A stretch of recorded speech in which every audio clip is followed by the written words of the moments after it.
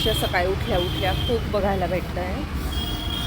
हे खूप आनंद वाटतं, प्रसन्न वाटतं बघायला. परंतु जेव्हा असं काही आपल्या आनंदात प्राण्यांना सामील करतात ना, तेव्हा हे बघून माझं तरी शुगर लो होऊन जाते.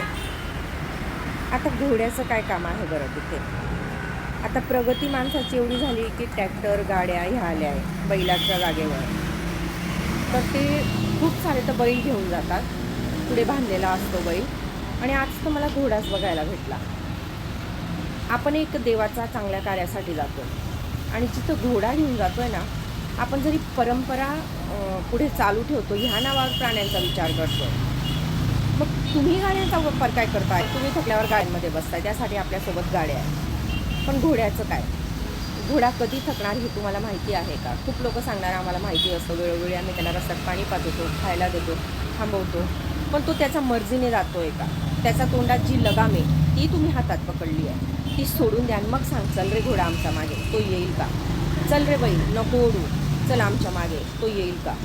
जिथे मर्जीच नाही त्या प्राण्याची, तिथं ही देवाची भक्ती काय कामाची? तुम्ही तुमच्या मर्जीने जात आहात, कोणी अशक्त आहात ते गाडीत बसत आहात त्र्यंबकेश्वरपर्यंत. त्यात त्या घोड्याची मर्जी आहे का? तो बोलू शकतो का तुमच्याजवळ? त्या बैलाची मर्जी आहे का? तो बोलू शकतो का तुमच्याजवळ? खूप लोकांना वाईट वाटेल, पण हे सत्य आहे आणि सत्य स्वीकारायला शिका. प्राण्यांचा वापर नका करू परंपरेच्या नावावर. आणि परंपरा अगदी पूर्णपणे निभवायची आहे तर सगळ्यांनी कंपल्सरी जे परंपरेत आहेत तसंच वागा. कुठल्या साधनांचा वापर करू नका, किती अशक्त राहिला माणूस तरी. थोडक्यात सांगायचं ना तर काळ बदलला आहे, पण श्रद्धा टिकवताना करुणा विवेकही तितकाच महत्त्वाचा आहे. परंपरा काय सांगते? पूर्वीच्या काळात वाहतूक साधने ही कमी असायची, त्यामुळे संतांची पालखी ही बैल घोडे यांच्यावर येत असे. आणि तेव्हा ना अंतर, वेळ, लोकसंख्या ह्या सगळ्याच गोष्टी वेगळ्या होत्या. म्हणजे त्या काळात ना ही प्रथा गरजेनुसार निर्माण झाली होती. बैल घोडे वापर करणे हे गरजेनुसार निर्माण झालेली प्रथा होती. आणि आजची परिस्थिती काय आहे?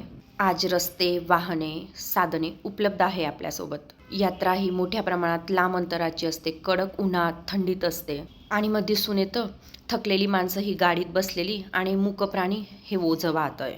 प्रश्न इथेच निर्माण होतो, खरा धर्म आपल्याला काय शिकवतो? दया, करुणा, अहिंसा. संत परंपरा ही काय सांगते? सर्व भूत मात्रात परमेश्वर आहे. याचा अर्थ प्राण्यांना त्रास देऊन धार्मिकता केलेली ही खरी भक्ती नाही. आणि मी सांगत नाही की परंपरेला तुम्ही नाकारा, परंपरेला नाकारण्याची गरज नाही, परंतु त्याला मानवतावादी रूप द्यायची गरज आहे. जसं की यात्रेत इलेक्ट्रिक वाहने, ट्रॅक्टरसारखी वाहने यांचा वापर करावा, स्वतःची ओझं स्वतः उचलावे. यात निष्कर्ष सरळ निघतो. काळ बदललेला आहे, परंतु धर्माचा गाभा बदललेला नाही. धर्म म्हणजे दया आणि प्रथा म्हणजे साधन. साधनेमुळे दया हरवत असेल ना, तर त्या प्रथेचा पुनर्विचार नक्कीच करायला हवा.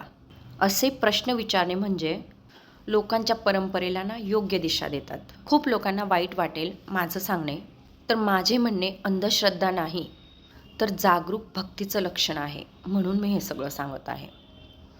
वाईट कुणीही मानून घेऊ नये, परंतु सांगितलेल्या गोष्टीवर नक्की विचार करणे की खरंच आपल्याला प्राण्यांची गरज आहे. ह्या काळात देखील आपण अजूनही मागासलेलो आहोत का? हा विचार नक्की करणे.